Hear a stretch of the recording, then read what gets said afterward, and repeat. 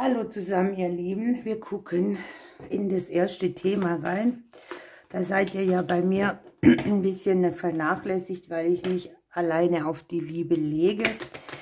Hier habe ich jetzt fürs Kollektiv eine Botschaft für Liebe und Partnerschaft. Und ich bin gespannt, was sich zeigt. Ich lasse die Karten nur springen. Es dauert einen Moment.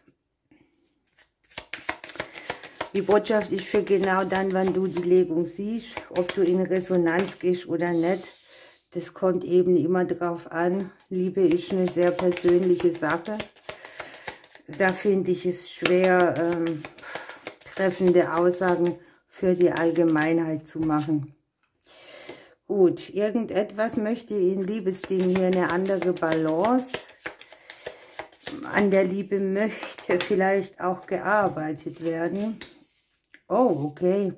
Und die Aussage ist auch, wenn du so richtig in der Liebe sein willst und ein bisschen dran arbeitest, dann wirst du hier deine Wünsche auch umsetzen können. Es geht hier auch ein bisschen um Stabilität in der Liebe, Ausgeglichenheit, ne? Möglicherweise auch, dass deine Arbeit in Liebesdingen Früchte trägt.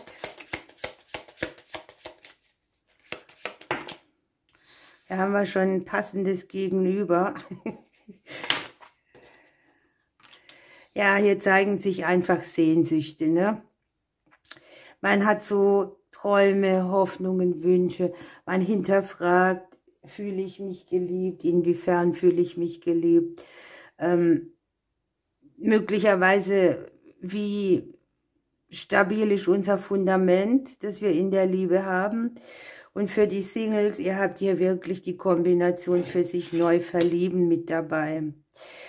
Speziell kann hier auch aus Liebe Freundschaft geworden sein oder aus Freundschaft Liebe. Es geht in beide Richtungen.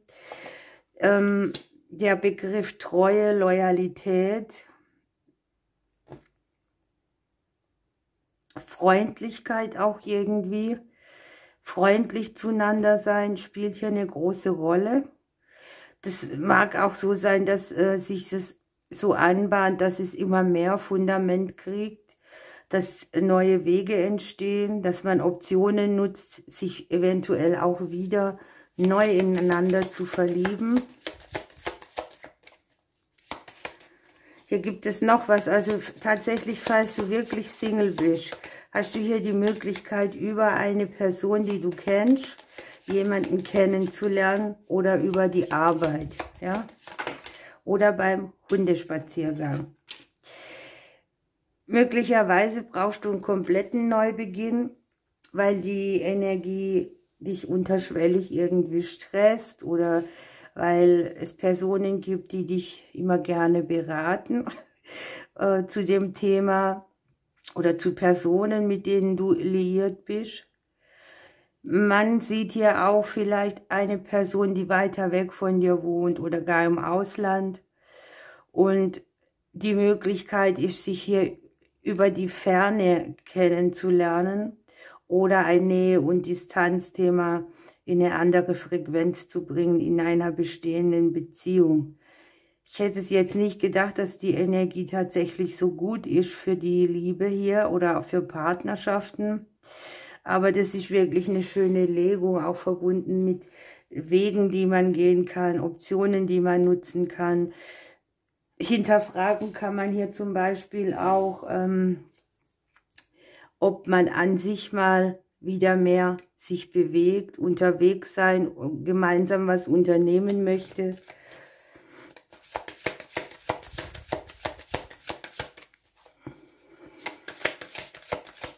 Kann hier auch der Ausgangspunkt sein, dass du ganz besondere Sehnsüchte hast in Richtung einer ganz bestimmten Person. Und hier macht sich auch was Stabiles auf den Weg, ne? Also das, was hier ist die Eigenschaft vom Hund, ist einfach die Treue, die Loyalität. Der geht einfach mit dir, auch auf lange Zeit, egal wie du aussiehst, ob du geweint hast oder gelacht. Also ist hier schon toll. Wenn wir ein bisschen hinter die Kulissen gucken, haben wir hier die Zukunft und die Ahnen liegen. Das heißt, ein Thema, das dich vielleicht aus Ahnenlinie beschäftigt, das mit Verbindungen, Partnern oder Stabilität in Partnerschaften zu tun hat, kann hier beendet werden. Möglicherweise nicht, man trifft immer wieder die ähnlichen Leute, man hat auch ein Faible dafür, aber im Beziehungsleben sind die dann überhaupt nicht kompatibel, nenne ich es jetzt mal. Und möglicherweise hat man da auch seine Werte, seine Wertvorstellungen. Und es geht ein bisschen darum, dass sich die Werte vielleicht auch verändern. Denn wir haben hier unten die Unabhängigkeit, würde für mich auch bedeuten, dass man auf jemanden trifft, bei dem man zwar stabil und trotzdem, also stabil angekommen und trotzdem frei sein kann. Da gibt es auch so ein schönes Sprichwort, ne? Die Karte da vor Anker gehen, dafür ist ein Schiff ja gar nicht gemacht. Das Schiff ist gemacht, um zu fahren. Oder Quatsch, was fährt ein Schiff? Ja, ich glaube. Schwimmt ein Schiff oder fährt ein Schiff? Egal, ihr wisst, was ich meine, ne? Das ist nicht dafür gemacht, an den Anker zu gehen. Das möchte eigentlich sich auf dem Meer bewegen, ne? So hier. Und es ist schön, wenn man einen Hafen hat, aber es ist auch schön, wenn man trotz allem unabhängig leben kann. Also, dass man dieses Abhängigsein in Beziehungen hier nicht so mehr leben möchte, dass sich da die Werte verändert haben. Dass man jemand sozusagen auch loslassen kann, sein eigenes Ding machen und trotzdem zusammen sein. Das ist, glaube ich, ein Thema für viele. Ja, hier haben wir das zweite Haus noch mitschwingen. Der ist mir auch noch rausgefallen. Es geht um die Schönheit, es geht um die Muse mit Vollus und wir haben hier das zweite Haus mit auch, ne? Es geht um deine Talente, deinen Besitz und auch wieder die Werte, die man so hat. Das zweite Haus ist auch noch ein Haus des Elementes Erde, also eine sehr stabilige Energie. Von den Sternen, habe ich jetzt stabilig gesagt? Stabile Energie von den Sternzeichen her tatsächlich Stier, Steinbock und Jungfrau. Und möglicherweise geht es auch um Besitz in Beziehungen, ne? Was hat man sich gemeinsam erarbeitet? Wo kann man gemeinsam irgendetwas ausleben? Wunderbar, ihr Lieben. Hier unten haben wir nämlich noch die Fruchtbarkeit und die Ernte für uns stehen. Kann also sehr gut sein, dass ihr hier im Liebesbereich tatsächlich zu jemandem oder mit einem bestehenden Partner hier eine ganz andere Qualität in die Verbindung bringen könnt. So, was sagen die Vögelchen noch dazu? Haben wir den Sperling gekriegt. Ich komme in dein Leben und bringe dir Antriebskraft, Genauigkeit und Freiheit. Ne? Freiheit ist das Gegenteil von Unabhängigkeit sozusagen. Also man kann sich hier von einem Thema auf der Ahnenlinie Befreiendes in Beziehungen, wir legen ja auf Liebe, tatsächlich sehr viel mit Freiheit oder Unabhängigkeit zu tun hat. Ihr Lieben, ich wünsche euch was, ich drücke euch, bis bald. So, ihr Lieben, es geht weiter mit dem Thema Beruf und Berufung. Und wir legen die Neunerlegung und schauen uns an, was gerade jetzt zu dem Thema gesagt wird. Ich muss mich gerade noch für ein Kartendeck entscheiden. Ich nehme meine eigenen und dann geht's los.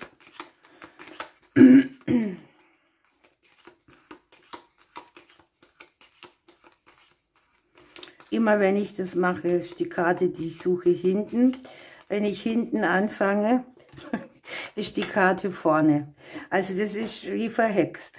Also, Thema Beruf, Berufung, was ist da los und welche Energien sind verfügbar? Ich habe noch ein paar so Impulskarten, die lasse ich nachher noch springen. Dann gucken wir. Ja, Beruf und Finanzen, ne? Jeder muss arbeiten für sein Geld und wahrscheinlich ist das auch ein Thema, das viele antreibt oder das Hauptthema. Wie fühlt man sich damit? Hier ist eine schöne Frequenz, die auf kurze, kleinere Bereiche hinweist in den Finanzen. So, hier kann man damit rechnen, dass sich finanziell etwas verbessert im kleineren Bereich. Ja, und wir haben hier so eine schöne klärende Energie, neue Wege, die wir Optionen nutzen können. Das können Kleinigkeiten sein, ne? Das muss jetzt hier nichts Riesiges sein. Kurskorrekturen, neue Optionen, neue Möglichkeiten, vielleicht auch auf 2 Wegen. Das kann ja auch sein, dass man noch etwas hinzunimmt. Bisher ist die Legung wirklich so, dass berufliche Dinge unter einem guten Stern stehen. Natürlich hättest du mit den Sternen auch die Qualität für ein astrologisches berufliches Projekt zum Beispiel. Und wir haben hier noch den Schlüssel, ein Erfolg, Sicherheit, sich neue Türen öffnen.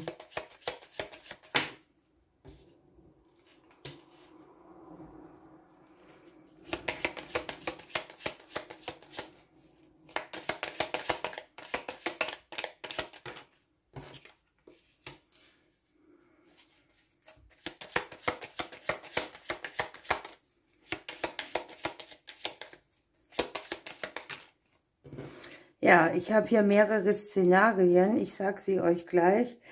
Also so im Prinzip schwingt irgendwo ein Schatten mit uns im beruflichen Bereich. Das kann sein, dass man heute so drüber denkt, morgen so, dass die Energien wechselhaftig sind, dass man irgendwie einen Erfolg mal haben möchte, dass sich eine Ernte einstellt, dass sich das gut anfühlt.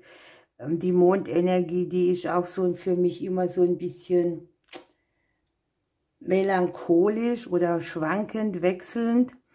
Und zugleich ist sie halt auch sehr intuitiv. Und ich glaube, dass du intuitiv schon so Ahnungen hast, wo deine Reise hingeht oder was du gerne verändern möchtest.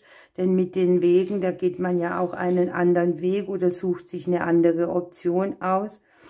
Hier kann es sein, dass du ein Angebot kriegst über eine männliche Person, auch ein finanziell lukratives Angebot. Im beruflichen Bereich liegt es hier an sich so als Thema, dass man sich gerne mal fortbewegt, dass man seine eigene Größe leben kann, dass man so das Fundament, das geschützte Fundament auch hat. Hier am Ende liegt jetzt das neue Kapitel, das man sich eröffnet, hier auch in den Korrespondenzen mit einer Person verbunden, mit Wegen verbunden, mit Möglichkeiten, die vielleicht im Moment auch noch mit Lernen verbunden sind, ne? Wir brauchen noch ein bisschen Wissen. Für die einen oder anderen kann es auch sein, dass sie sowas wie einen Kurs machen oder Wissen selber weitergeben. Und es ist spannend, denn hier eröffnet sich noch etwas, das wir vielleicht jetzt noch gar nicht so richtig greifen können. Aber die Energien sind hier wunderschön und auch sehr klärend, ne? Hier liegt auch viel die Arbeit mit den Gefühlen, mit der Intuition, nenne es mit den Sternen, eine Arbeit, wo man in Bewegung ist, ja.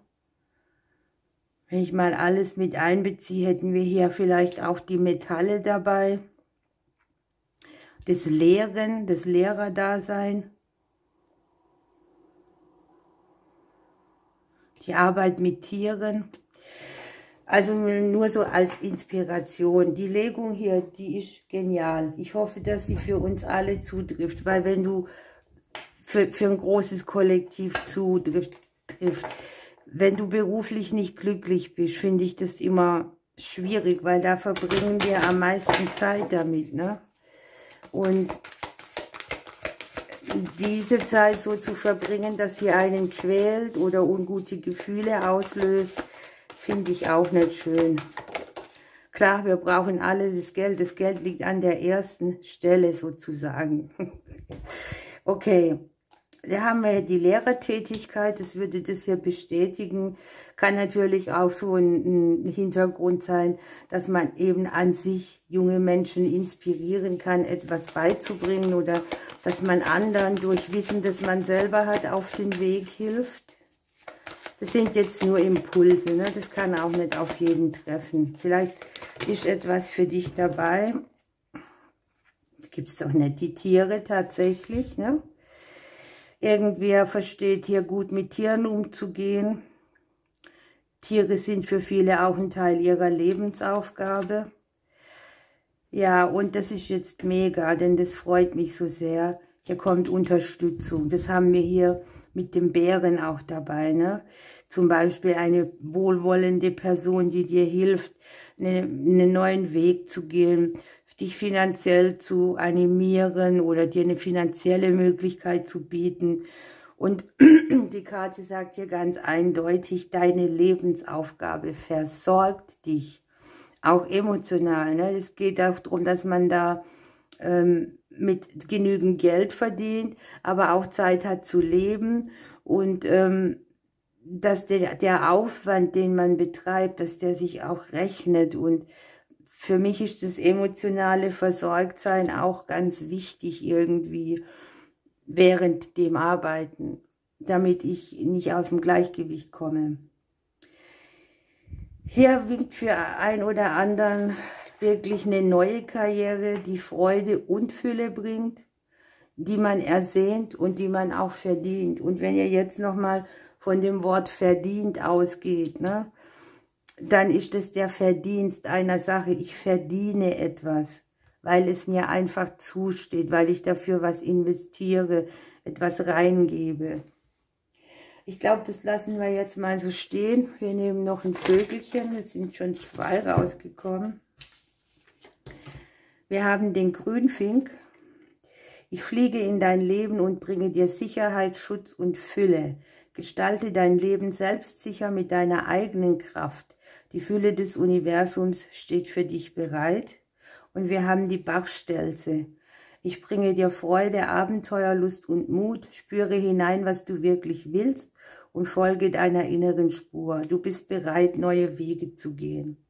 Ich glaube auch, das, was man von Herzen investiert in die Dinge, ne, das kriegt man immer zurück. Wenn du etwas mit dem Herzen tust oder wirklich das, wo du berufen dazu bist, dann wird es deine Seele nähren, und wenn du genährt bist, dann seelisch, dann wird es sich auch manifestieren.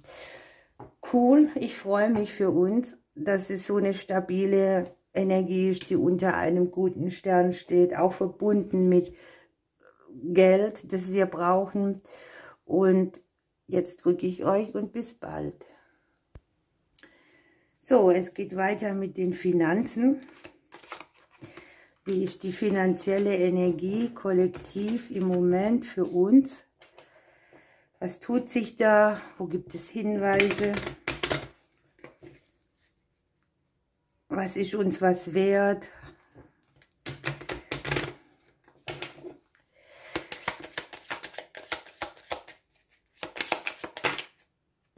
Ja, hier zeigen sich ein bisschen ungünstige Situationen. Irgendwie fühlt sich was finanziell nicht gut an.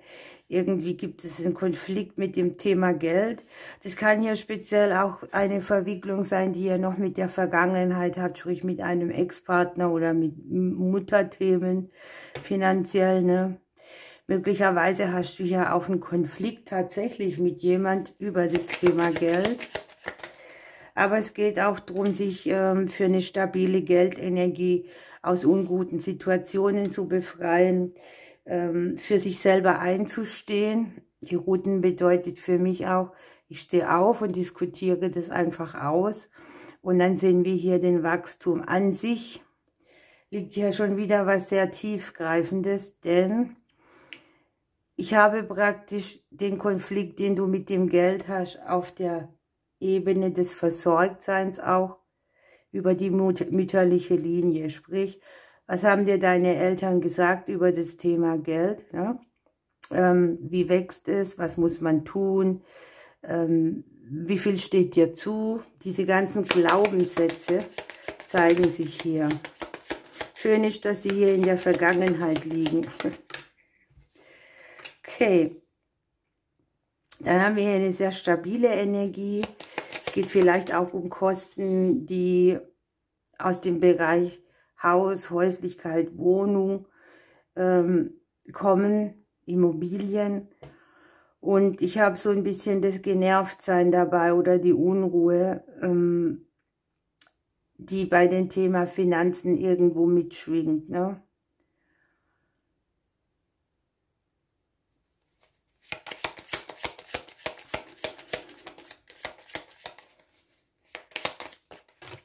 Vielleicht möchte dir hier auch jemand finanziell immer wieder sagen, was du ausgeben darfst oder nicht, oder Dinge dir anders reden, wie du sie gern für dich hättest. Es gibt hier Situationen, die werden geklärt, die werden klarer, Sachen, wo du jetzt vielleicht noch nicht so ganz den Durchblick hast, werden sich aufklären. Dann haben wir hier die Veränderung und die Chancen, Möglichkeiten, Optionen am finanziellen Bereich, an einer unguten Situation. Ja, das war klar, das Außen spielt eine große Rolle. Auch logisch, ne, wenn man bedenkt, was vom Außen von uns erwartet wird bezüglich Finanzen. Was uns auferlegt wird, was die Dinge kosten und so, dann spielt das natürlich im Thema eine sehr große Rolle. Trotz allem haben wir hier als Endkarte, und die ist für mich in dieser Legung die wichtigste, die Möglichkeiten in eine ruhigere Energie zu kommen, in eine klarere Energie. Und ich habe hier auch aus verstrickten Situationen oder Konflikten mit dem Thema Geld raus. Für manche stehen Entscheidungen an. Ich weiß es nicht, hier liegt die Kombination Umzug, Veränderungen im häuslichen Bereich. Soweit ich das selber schon gesehen habe in der letzten Zeit, sind die Wohnungen auch sehr teuer, die Nebenkosten extrem hoch irgendwie, ne?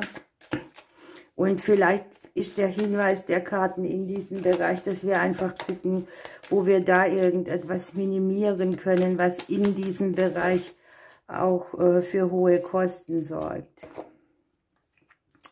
Ja, wunderbar, wir haben hier gute Nachrichten, wir können einen Gang runterfahren und das finde ich jetzt auch wunderbar, denn hier unten liegt die Resilienz, das heißt, wir haben hier die psychische Widerstandskraft, wir haben hier die Unruhe, die Nervensachen, das nervige, leidige Thema, das wir dann haben, wenn sich ein Konflikt auftut in dem Bereich. Und da sieht man tatsächlich, dass wir diese Widerstandskraft erworben haben, mit dem Thema ganz gut umzugehen.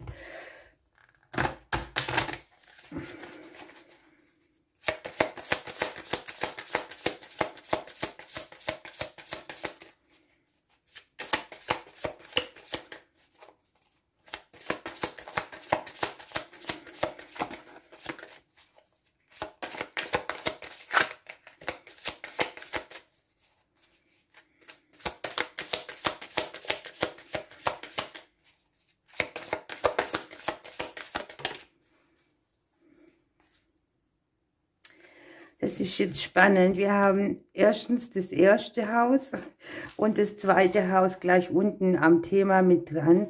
Es geht tatsächlich beim zweiten Haus um die Talente, den Besitz und die Werte. Besitz kann natürlich auch sein, du besitzt eine Wohnung, eine Häuslichkeit. Vielleicht auch sogar auf 2 Wegen irgendwie. Oder 2 davon, ne? Kann auch sein, so Wechselding. Und du hast jetzt hier ein Haus des Elementes Erde, ne? Da geht es, wir haben den Baum dabei, sehr um diese erdige Energie, die einen trägt, die ein Fundament bietet. Wir haben hier die Sternzeichen Stier, Steinbock und die Jungfrau dabei. Und mit dem ersten Haus haben wir jetzt etwas, was eben auf die Geldsituation für mich im ersten Moment nicht passt, aber dann irgendwie doch. Das ist ein Element, ein Haus des Elementes Feuer, Sternzeichen Widder, Schütze und Löwe.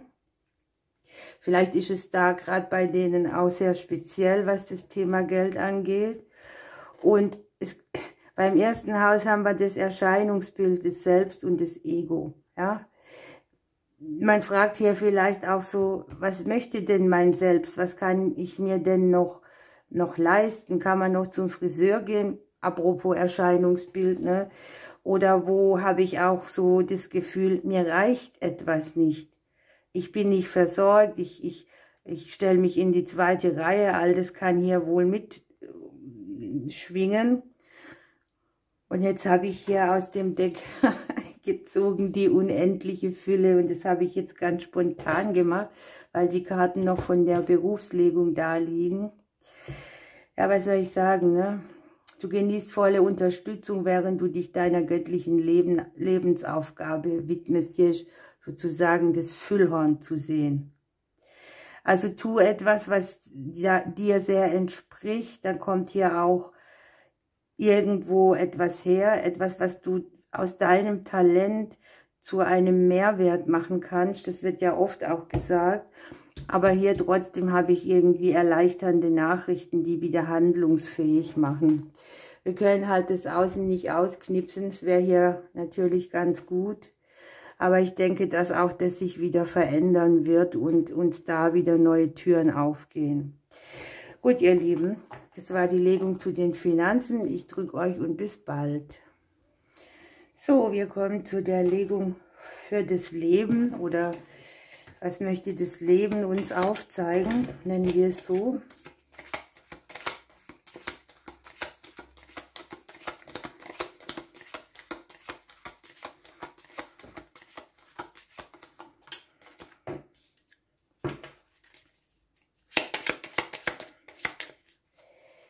Ja, ich finde das immer ganz wichtig zu hören.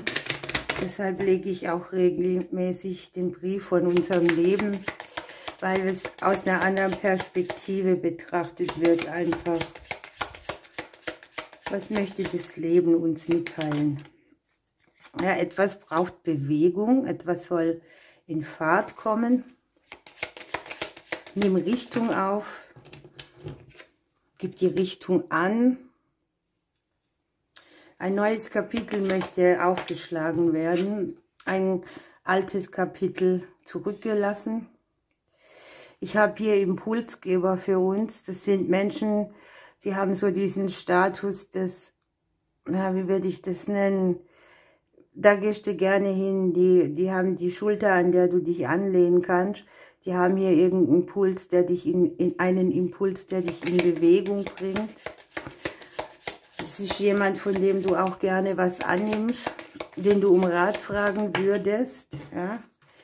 Und wir haben so vielleicht für viele auch das genervt oder gestresst sein, die Unruhe, die hier mitschwingt im Leben, Bereiche, die sich vielleicht nicht eröffnet haben oder wo man den Weg noch nicht so richtig kennt.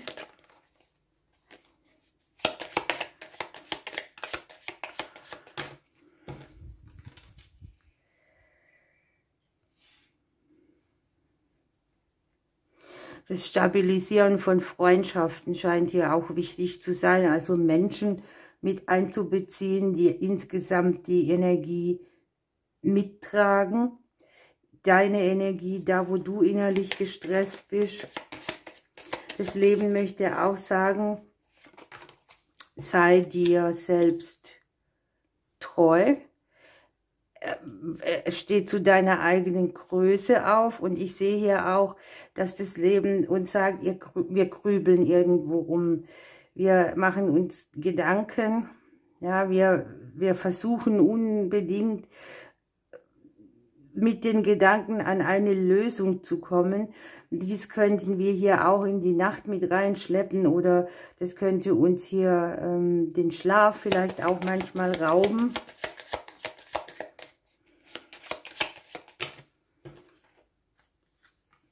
Ja, und es geht darum, Mauern zu sprengen. Es geht darum, etwas zu beenden, was einsam macht.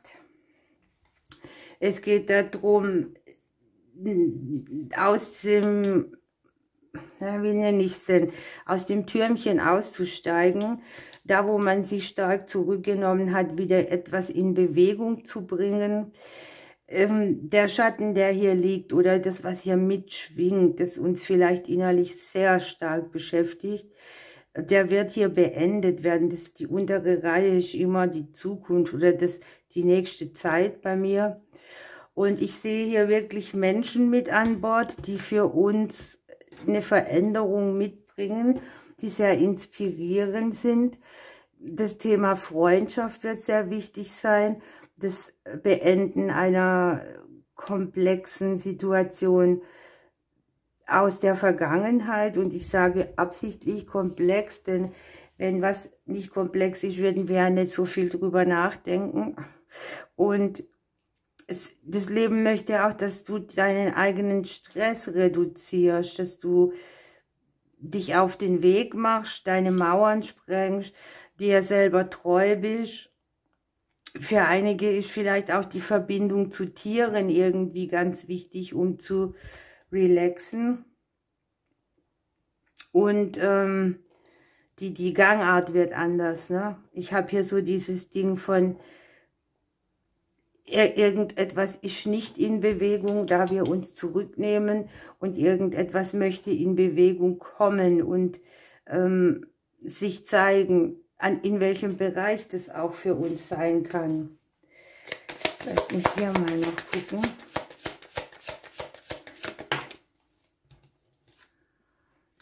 Ja, es geht um die Erfahrung, die man hat, um die Erfahrung, die man auch gerade macht. Wie geht man mit der um?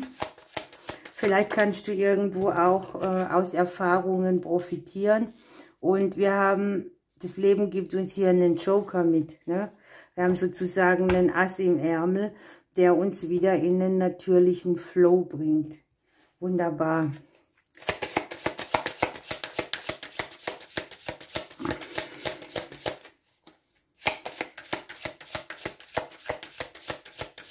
Hier geht es auch darum, irgendein emotionales Erlebnis, irgendein emotionales Gefangensein zu beenden. Ja, und vielleicht schwingt hier die Energie mit, die Transformation, Umwälzung und Schatten eben mitbringt. Und das ist manchmal auch ganz normal. Und wir haben das dritte Haus hier unten. Ach, das dritte Haus hier unten dran. Ein Haus des Elementes Luft. Es geht um die Umgebung, es geht um die Kommunikation, um den Austausch mit anderen. Ne? Was nimmt man auch vielleicht mit, was einem gar nicht gehört? Von den Sternzeichen her haben wir hier Zwillinge, Waage und Wassermann.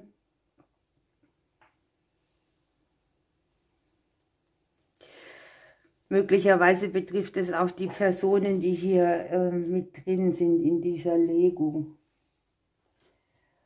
Okay, dann nehmen wir hier noch eine.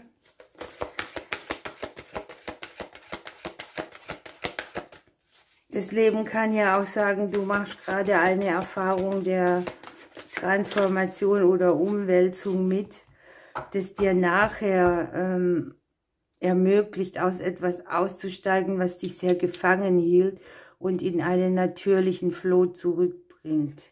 Guckt mal, und hier ist der Schutz, sogar der Schutz des Landes.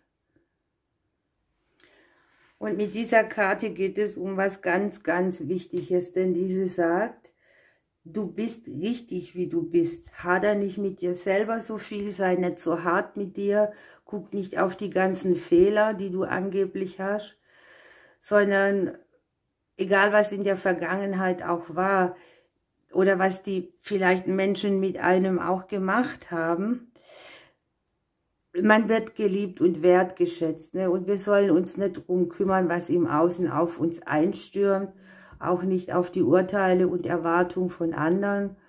Wir sind durch unser eigenes Energiefeld auch geschützt. Wobei ich sage, wenn wir halt sehr stark im Rückzug sind, können wir auch nichts empfangen. Und es geht darum, Selbstverantwortung zu übernehmen, wenngleich hier der Schutz auch ist, ne? Zeit mit Menschen zu verbringen, die Energie anheben, statt sie zu schwächen. das wird hier ermöglicht, auch wieder dich in große oder uns in große Höhen aufzuschwingen. Super, ihr Lieben, das lassen wir jetzt mal so stehen. Immer wieder spannend. Ich drücke euch bis bald. So, ihr Lieben, dann gucken wir jetzt zum Schluss noch nach einer Überraschungsneunerlegung für uns. Das heißt, wir fragen gar nichts und warten einfach die Antworten der Karten ab. Was wollen die uns sagen? Was gibt es, was wir überraschenderweise wahrnehmen sollen? Wir kriegen ein Zeichen, ne? Vielleicht ist es auch so, dass du schon oft um Zeichen gebeten hast und diese übersiehst. Das ist mir persönlich auch schon so gegangen. Und wir kriegen Zeichen, wo wir Dinge noch durchtrennen müssen und wo wir in einem bestimmten Bereich in unserem Leben einfach mehr Entfaltungsmöglichkeit brauchen, ne? So wie eine Blume, die dann auch wieder aufblüht, wenn sie groß wird oder in ihre Kreisläufe geht eben. Und hier hindert uns vielleicht auch irgendetwas an dem Prozess der Entfaltung. Und das darf noch abgelöst werden und wir kriegen Zeichen geschickt, wo wir das machen müssen dürfen. Wir haben hier auch einen Hinweis, es geht um das Integersein. Es geht um die Wahrheit, es geht um die Integrität. Es geht darum ein bisschen, wo stehe ich vielleicht auch nicht ganz genügend zu mir. Wo habe ich noch einen Teil, den ich so mir schöner rede oder den ich nicht integrieren kann, weil die Wahrheit einfach bitter ist, manchmal zumindest. Wow. Und wir haben hier in der Mitte hier einen sehr genesenden Prozess, denn es geht nämlich darum, sich zurückzuziehen, in die Energie zu kommen, der man praktisch Genesung erfährt, um dann hier wieder aufzublühen, sich zu entfalten. Wir haben die Wunder mit dabei, ne? Also öffne dich für Wunder, auch wenn dein Kopf sie nicht für möglich halten kann. Es wird etwas sein, was dich sehr erstaunt oder an irgendeinem Punkt im Leben auch wieder mehr entzücken lässt. Der Moment des Entzückens, wer kennt ihn noch?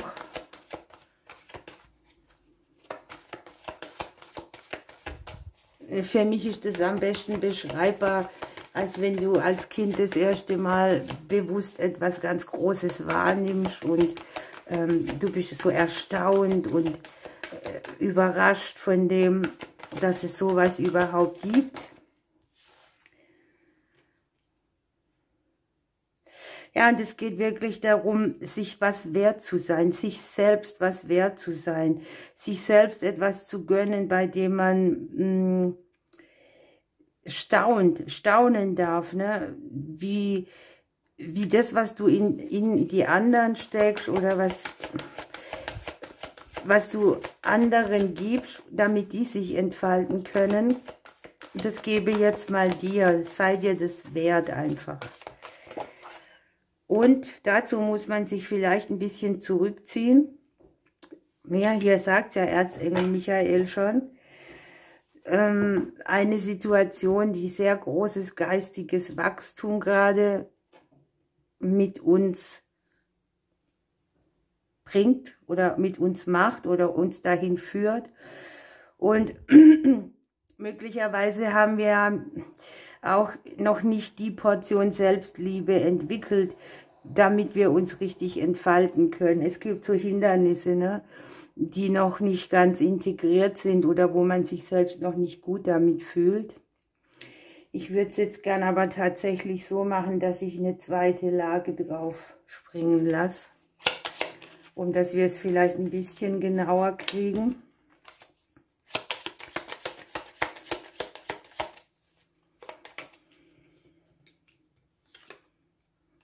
Es gibt Zeichen, die uns in Bewegung bringen sollen, die uns Fahrt aufnehmen lassen. jetzt korrespondiert praktisch der Turm mit dem Rückzug. Etwas, was sich dir noch nicht gezeigt hat oder wo du dich sehr zurückgehalten hast, möchte hier gesehen werden. Und es kann ja auch zum Beispiel für die Menschen gelten, die nicht ihr ganzes Potenzial nach außen bringen, weil sie sich irgendwie eingesperrt fühlen. Möglicherweise geht es auch darum, Schnitte zu machen, die dir erlauben, unabhängig zu sein. Ja, guck mal. Und auf der Wahrheit liegt die Wunscherfüllungstendenz. Also es kann manchmal ganz hilfreich sein, der Wahrheit ins Auge zu sehen, um mit dieser Erkenntnis etwas zu integrieren, was nicht mit dir schwingt, wo du dich vielleicht auch selber drin gefangen fühlst. Guck mal, wir haben die Wunder- und die Wunscherfüllungskarte, denn das ist praktisch mal 2, weil ich lasse ja die Karten nur springen. Die hätte jetzt auch nicht rausspringen brauchen. Die Genesung liegt hier in Kürze auf den kleineren Bereichen, auch in Alltagsdingen. An sich hier irgendwie eine Energie, die schon so ein Glücksbringer mit Intus hat. Und wir haben hier ein Wunder, das uns Sicherheit und Erfolg bringt und mit dem Schlüssel auch noch neue Türen öffnet. Ich habe, dass du vielleicht viel, viel mehr in den schöpferischen Teil in dir investieren darfst. Vielleicht gibt es auch eine Person, von der du sehr entzückt bist. Ein Gegenüber, das dich zum Entfalten bringt.